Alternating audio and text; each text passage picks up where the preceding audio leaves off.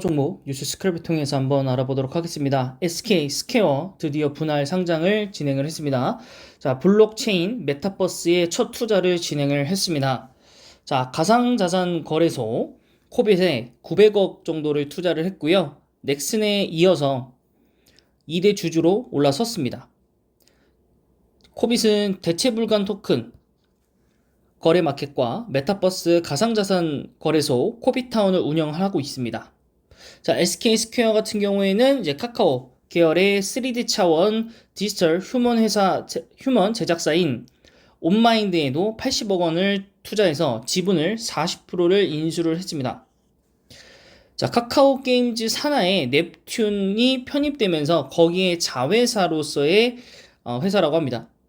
자, 디지털 휴먼 기술을 활용해 메타버스 플랫폼 이프렌드에서 한층 더 실감나는 아바타를 구현을 할 수 있고요. 이것들을 이용해서 다양한 가상 재화를 거래하는 경제 시스템을 만들고 이것을 가상 자산거래소와 연동해서 언제든지 가상자산을 이제 재화로서 현금화할 수 있는 환경을 구축하는 방안을 검토하고 있다고 합니다.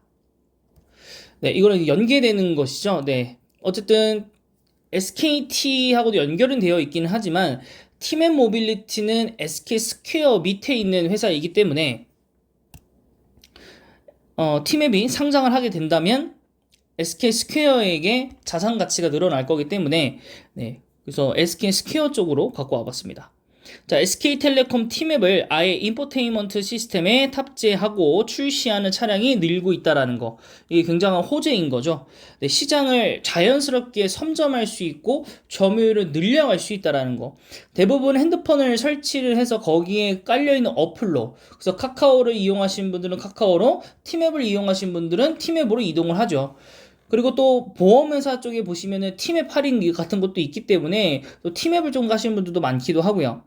네. 그런데 최근에 뭐 카카오 모빌리티가 상장하고 카카오 쪽이 조금 올라오면서 이제 그쪽으로 좀 비중을 두시는 분들도 있겠지만은 이런 식으로 신차에 팀앱을 아예 설치를 해서 나오게 되면 사실 내비까지도 나중에는 기본 옵션으로 제공되는 경우들이 생겨날 거라고 봅니다. 워낙 그 전기차가 비싸다 보니까 내비는 당연히 달려야 되는 거거든요.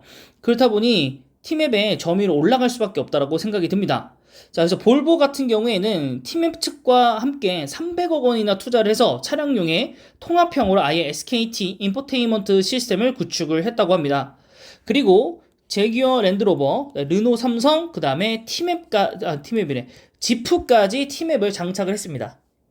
그리고 요즘 카페이라는 거, 카카오페이 아닙니다, 여러분. 카페이라는 특정 매장에 요금을 결제할 수 있는 그런 시스템을 요즘 개발하고 있다고 합니다. 그래서 현대와 기아차도 이런 거 준비하고 있고 가장 크게는 이제 르노 삼성차가 하고 있다고 하는데 이것을 이제 팀앱과 연동을 해서 인포테인먼트를 장착을 하게 되면 거기서 카페이까지 기능도 생길 것이다. 근데 이 카페이가 사실 조금 이렇게 뭐라고 할까요?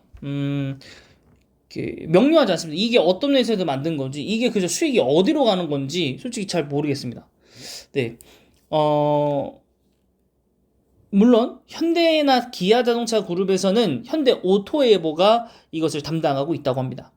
그리고 최근에 이 서비스를 시작하려고 하고 있고요. 네, 최근 이제 자동차 계열 쪽에서는 이게 가장 핫한 사업 중에 하나라고 합니다.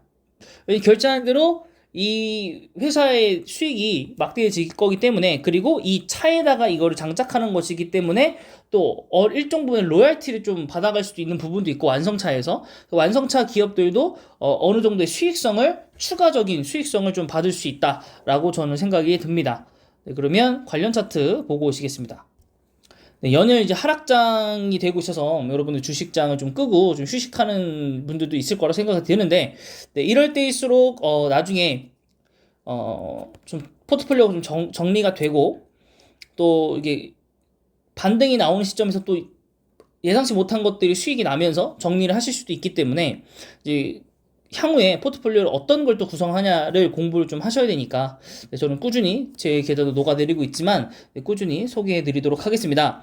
자, SK 스퀘어고요. 네, 하락하고 있습니다. 연일 하락하고 있고 이게 지금 자산이 원래 한 12조 정도로 지금 측정을 했었는데 네, 그것보다 지금 한참 좀 평가를 못 받고 있는 실정이고요. 그래도 코스피는 50위 이내로, 네, 코스피 38위를 유지하고 있는 중이고요. 액면가는 100원으로 설정되어 있네요. 네, 그 다음 외국인 소진율도 어쨌든 통신사였기 때문에 좀 많이 좀 포진이 되어 있는 상태이고요. 네. 그래서 좀 뭐 공모주도 아니다 보니까 뭐 경계를 좀 잡는 건 좀 애매하긴 하지만은 네, SK 스퀘어도 뭐 사실 시총 한 10위권 정도로 들어올 거라고 봅니다. 왜냐면 이제 SK 자체 측에서 이제 발표한 이제 100조를 달성하려면 500조인가요?를 달성하려면 SK 스퀘어가 전문 투자 회사로서 엄청난 좀 이익을 좀 가져와야 되는 상황은 어쩔 수 없기 때문에 또 지금 뭐 당장 뭐 재무표도 없고 또 주봉 월봉도 형성되어 있는 상태가 아니기 때문에 네, 그냥 너무 과도한 하락이다. 그러니까 상장을 좀 오래 준비하고 했지만 시기가 좋지 않았다. 이 시기에 이제 코로나 변이가 좀 발생을 하면서 또 이제 5차 유행 이런 우려로 통해서 시장이 가라앉고 있는데 이때 상장한 게 좀 아쉽고 오히려 이제 현금을 갖고 계시는 분들에게는 엄청난 큰 기회가 될 것이다 라고 판단이 듭니다. 자, 두 번째 기업은 이제 현대 오토웨버입니다. 일봉상으로 12만 7천 원 고점이고요. 92,600원이 저점이었는데, 네, 이 회사는 예, 좀 잘 버티죠. 예, 잘 버티고 이게 언제 내려가나 싶을 정도로 다시 올라간 이후로 잘 버티고 있습니다. 예, 꾸준히 말씀드렸지만은 예, 계속 뭐 이런 상태에서 설명만 거의 드렸기 때문에 예, 좀 아쉽고 예, 이번에도 뭐 다른 기업들은 하락할 때 현대 오토에버만은 예, 좀 자리를 좀 지키는 모습을 좀 보여주고 있습니다. 그래서 주봉상으로 정리했지만은 요때 빠진 거 이외에는 지금 이 지지선들을 정확하게 지키고 있다. 과거서부터 요 지지선들이 굉장히 강력한 지지선이라 볼 수 있다.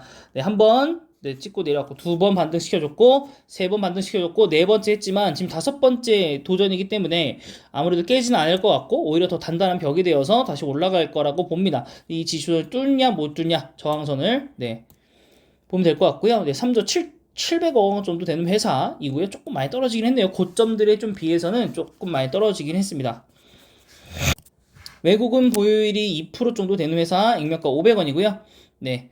PR이 좀 다소 높다고 판단은 되지만, 네. 뭐 현재 변동성에 비해서는 그렇게 크게 높다고 보진 않습니다. 그래서 이번 뉴스는 T맵, SK 스퀘어와 관련되어서 카페이까지도 여러분 이제 시장에서 관심이 있기 때문에 현대 오토웨버가 혹시라도 빠지게 된다면 네, 매수를 한번 들어가 보시는 것도 나쁘진 않을 것 같습니다. 네, 하락장 속에서도 여러분들 힘내시고요. 네, 잠시 네, 어플은 좀 꺼두시고 코로나 변이가 좀 끝나가는 시점에서 계좌 열어보시면 예, 지금 같은 계좌는 상태는 아닐 거니까 너무 기죽지 마시고요. 힘내시기 바랍니다. 네, 이번 영상은 여기까지고요. 영상이 마음에 드셨다면 구독과 좋아요